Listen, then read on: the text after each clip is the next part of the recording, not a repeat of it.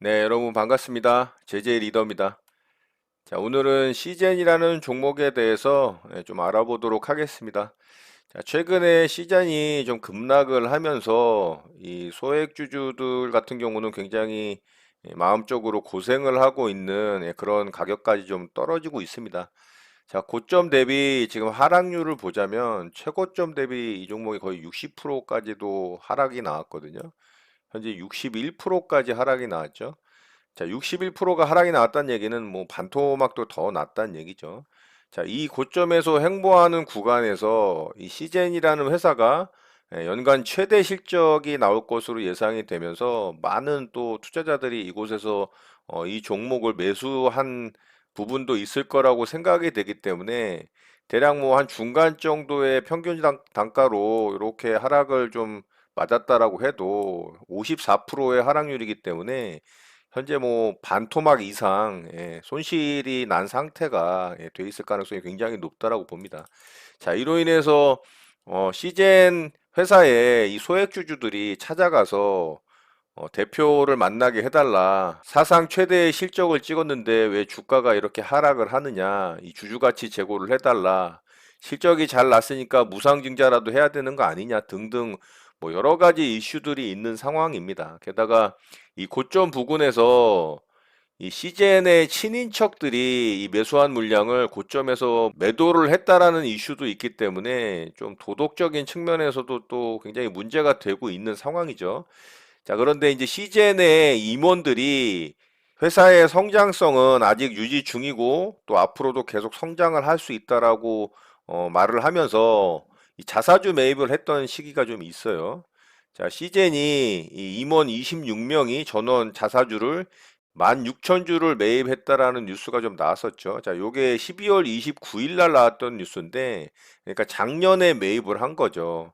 대략 뭐 한 2만 주라고 가정을 한다면, 2만 주를 12월 29일이면은 한 요 정도 되거든요. 이 정도 부분. 그러니까 가격대로 보면은 대략 한 20만 원 조금 안 되는 부분, 10만 원대 후반에서 매입을 했는데 20만 원으로 잡고 2만 주면은 대략 한 40억이 좀 안 되는 금액이죠. 그렇게 자사주를 좀 매입을 하면서 주가를 좀 부양시키려는 노력도 좀 하기는 했습니다. 그러니까는 시젠 측의 임원진들은 나름 좀 노력을 했다. 그리고 시젠의 전 직원들에게 또 시젠의 성장성이 아직 충분히 더 일어날 수 있기 때문에 자사주 매입에 좀 적극 권고를 하는 뭐 그런 액션도 취할 가능성이 있다 뭐 이런 이슈들이 나오고 있습니다. 자, 그럼에도 불구하고 주가는 계속 좀 하락을 하고 있죠. 자, 굉장히 좀 안타까운 부분이긴 합니다. 자, 시젠의 이 실적 측면에서 보자면 4분기 실적 발표가 역대 사상 최대 실적 발표를 했거든요. 그렇다면은 주가는 상승을 해야 되는데 왜 이렇게 하락을 하느냐? 자, 그 부분에 대해서 제가 좀 설명을 드려보도록 할게요. 자, 작년에 팬데믹이 발발을 한 이후에 시제는 주가가 이 모든 종목들이 폭락을 할 때 유일하게 급등을 했던 종목입니다. 자, 3월 달이죠. 3월 달에 시젠의 주가는 최저가가 19,000원 정도였거든요. 이 정도 구간에서. 거기서부터 주가가 무려 이 6배가 올라가는 기염을 토합니다. 거의 6, 7배 정도가 올랐거든요. 당연히 그럴 수밖에 없겠죠. 진단키트 관련 회사들이 이때 엄청나게 급등을 했었는데 당연히 CGN이 대장주였기 때문에 주가의 급등을 보였던 거죠. 그렇지만 3월 달에 이 회사의 매출액이 크게 증가를 하는 상황은 아니었거든요. 이 주식은 주가는 어떤 이슈가 생기게 된다면 6개월을 선반영하는 주가가 앞서가는 경향이 굉장히 강합니다. 물론 딱 6개월이라고 말하기는 힘들지만 어쨌든 실적이 좋게 나올 것이라고 생각이 되고 이 회사가 성장이 가능할 것이라고 판단을 하는 시장 참여자들이 결과가 나오기 전부터 매수에 가담함으로 인해서 주가는 선반영이 된다라는 거죠. 자, 그렇다면 최고점을 찍었던 시기가 이때잖아요. 자, 이때를 보면 대략 8월 달 초입니다. 그렇다면은 이미 4분기 실적 발표가 나오기 이전에 최고점을 찍었던 시기가 12월 달에 최고의 실적이 나올 것을 알고 있고 주가가 상승할 것이라고 생각한 투자자들이 시장 참여자들이 이렇게 베팅을 하니까 급등이 나왔던 거죠. 자, 그러면 8월 달에 이렇게 최고점을 찍었다면 12월 달에 최고 실적을 발표하는 시기가 된다라고 가정을 했을 때 올 뭐 1분기니까 한 2, 3월에 이제 주가 실적 발표가 나왔겠죠. 그러면은 8월 달에서 대략 2월 말이면은 거의 6개월이잖아요. 그러니까는 최대 실적 발표가 났음에도 불구하고 그거는 이미 6개월 전에 선반영이 됐기 때문에 이렇게 주가가 하락이 나온다라고 생각을 해볼 수가 있다라는 거죠. 자, 시젠의 실적을 좀 보자면 자, 12월 달에 잠정 실적 발표치가 나왔습니다. 자, 역대 사상 최대 매출액이 나왔고요. 영업이익도 역대 사상 최대 영업이익이 발생을 했습니다. 당기순이익도 마찬가지고요. 자, 이럼에도 불구하고 주가는 하락을 했죠. 이미 작년 8월 달에 이 실적이 나올 것이다라고 생각한 투자자들이 강력한 매수세에 가담을 하면서 이렇게 주가가 부양이 됐던 겁니다. 이미 선반영이 된 거죠. 대략 6개월치가. 자, 그렇다면 앞으로는 어떻게 될 것이냐라는 부분에 대해서 생각을 해봐야 되겠죠. 앞으로 이후의 실적에 대해서 확인을 좀 해볼 수가 있겠죠. 자, 연간 실적을 한번 볼까요? 자, 연간 실적을 보자면 최대 실적을 찍은 이후에 2021년도 실적 예상치가 1조 3천억입니다. 그러면은 2020년도 실적보다는 높죠. 그렇다면은 주가가 상승이 나올 수도 있을 거라는 생각을 할 수가 있습니다. 영업이익도 마찬가지로 예상 실적치는 높게 나오고요. 당기순이익도 마찬가지입니다. 자, 2022년도에는 꺾이기 시작하죠. 예상치가. 자, 그런데 왜 여기서 주가가 더 상승을 못하느냐, 현재 구간에서. 자, 이거는 분기별 실적을 한번 좀 살펴보면 그거에 대한 답을 어느 정도 좀 유추를 할 수가 있어요. 자, 3월 달은 팬데믹이 창궐을 했던 시기죠. 그러니까 이때의 실적은 전체 평균 실적에서 좀 뺀다고 가정을 해보자고요. 그러면 6월 달부터 해서 평균 2천억 후반대에서 3천억 대 정도의 이 매출액이 발생을 하죠. 자, 그렇다면은 향후에 2021년도에 3천억 정도 매출액이 지속적으로 4분기 동안 발생을 한다라고 가정을 했을 때 1조 2천억에서 1조 3천억의 매출액이 2021년도에 발생을 하겠죠. 연간 실적으로 봤을 때 얼추 그렇게 나왔으니까요. 그렇죠? 자, 그렇다면은 2020년도에 발생한 연간 평균 매출액을 좀 따져보자면 이 3월 달을 빼고서 보자면 대략 3천억 대 정도 평균적으로 나온다라고 볼 수가 있죠. 그렇다면 2020년도의 실적과 2021년도의 실적은 연간으로 봤을 때는 2021년도가 높긴 하지만 사실상 3월 달을 제외를 하면 별반 차이가 없는 게 되는 겁니다. 그러니까 성장이 월등히 높게 나오지는 않는다라고 좀 생각을 해볼 수가 있죠. 자, 그런 부분에 이제 시장 참여자들이 다 이런 부분들을 체크를 했겠죠. 그러니까 성장이 더 일어나지 않아? 그렇다면은 매도를 하고서 수익을 좀 챙겨야 되겠구나라는 생각을 해볼 수도 있다라는 겁니다. 그래서 주가는 좀 하락이 나오는 부분이 있지 않나.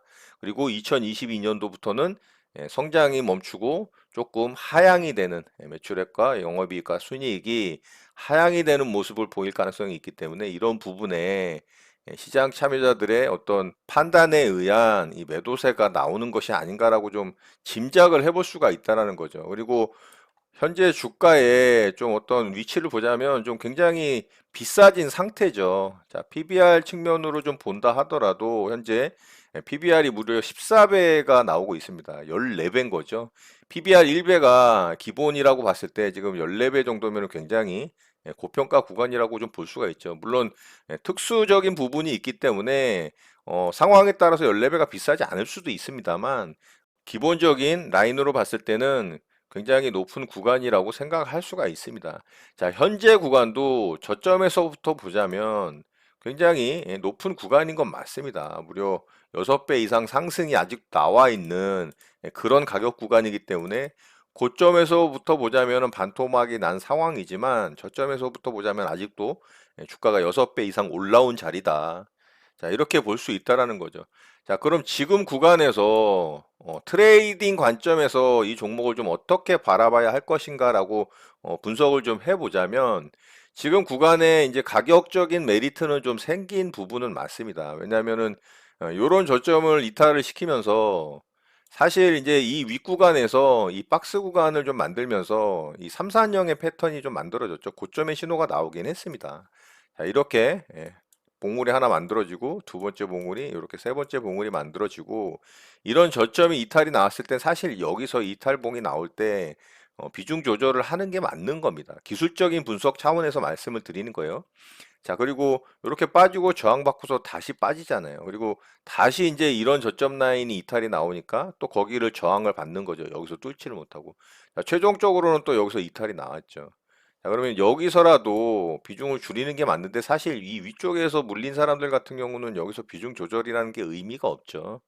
자, 이 구간에서 이제 좀 급락이 크게 떨어졌죠. 자, 이봉에서 무려 마이너스 15%가 빠졌습니다. 뭐 여기에 이제 좀 주주분들 같은 경우는 패닉이죠. 예, 굉장히 좀 안타까운 마음이 있고, 자, 기술적인 부분으로 트레이딩 관점에서 접근을 한다고 가정을 한다면, 저는 충분히 지금 구간에서 좀 매매 대응을 해볼 만한 그런 가격 위치까지 떨어졌다라고 생각을 합니다. 자, 가장 이 급락이 떨어졌을 때 이 종목을 좀 분석하는 제가 쉽게 쓰는 방법 중에 하나가 이 차트를 좀 뒤집어 보는 거를 저는 아주 즐겨 사용을 합니다. 이거는 뭐 제 방법이니까 참고하셨으면 좋겠고요. 자, 이렇게 보면 시젠을 지금 차트를 뒤집은 상태로 보는 겁니다. 자, 이렇게 이제 아래권에서 일정한 박스 구간을 형성을 하고 지금 최초로 여기서 돌파가 나온 거죠. 돌파 이후에 요런 잠깐 머물렀던 매물대 자리에서 살짝 저항받고 아래로 빠졌지만 거기를 지지받고 그리고 상승이 나와서 다시 요런 자리를 이렇게 돌파를 한 상태에서 이렇게 지지받고 다시 상승을 한 거라고 볼 수가 있습니다. 자, 지금 구간에서 보면 이평선이 어떻게 돼 있나요? 역배열에 있던 이 주가가 이평선이 여기서 트위스트가 만들어지고 정배열 초기로 만들어진 상태죠. 정배열 초기라는 거는 제가 여러 영상에서 말씀을 드렸지만 상승이 강하게 나올 가능성이 있는 매수 심리가 강한 상태라고 볼 수가 있다라는 거에 대해서 이제 여러 영상에서 말씀을 드렸는데 자, 지금 정배열 초기가 만들어져 있죠. 그렇다면은 상승이 더 나올 수가 있습니다. 그렇지만 여기에 이렇게 머물렀던 이제 매물대가 있잖아요. 자, 요런 매물대 구간에서 지금 저항을 받을 가능성이 있겠죠. 그러면은 여기서 요렇게 상승 나왔다가 요렇게 저항받고서 지지가 받았던 요 자리, 여기까지 떨어질 수 있겠죠. 그러면은 만약에 여기서 이제 저항을 받고서 떨어진다면 요렇게 여기 위에 돌파가 나오기 직전까지 최소한 요 정도까지는 떨어질 수도 있다. 여기까지도 떨어질 수 있겠지만 그렇다면 요렇게 반등을 시도할 가능성이 있겠죠. 자, 이거는 지금 차트를 뒤집어서 설명을 한 겁니다. 그럼 다시 이제 원래 상태로 좀 볼게요. 자, 그렇다면 이 자리가 이제 강력한 이 저항 라인이었는데 돌파가 된 자리잖아요. 그러면 여기서 굉장히 머물렀던 기간이 좀 있죠. 여기에 매물대가 있기 때문에 자, 이 자리는 어느 정도 지지가 나올 가능성이 굉장히 높다. 이렇게 볼 수가 있다라는 겁니다. 그러면 이렇게 반등을 기대를 해볼 수가 있겠죠. 자, 여기 무너지기 전에 만들어졌던 저점 라인 이런 자리까지도 좀 기대를 해볼 수가 있다. 반등을 기대를 해볼 수가 있다. 이렇게 이제 기술적으로 접근할 수가 있는 겁니다. 물론 더 빠질 수도 있겠죠. 더 빠진다면 이렇게 이제 만들어졌던 지지받던 자리, 이런 자리들, 이런 자리까지도 떨어질 수 있습니다. 그거는 뭐 누구도 알 수는 없죠. 그렇다면 트레이딩 관점에서 접근을 한다면 이런 자리에서 분할 매수 접근이 가능하다. 그래서 뭐 요 정도 구간에서 2차 매수, 요 정도 구간에서 3차 매수해서 평균 단가 이렇게 맞춰 놓는다면 요런 구간까지 반등이 나오는 거를 노릴 수도 있겠고 조금 더 욕심낸다면 이런 자리까지 반등을 노릴 수도 있겠죠.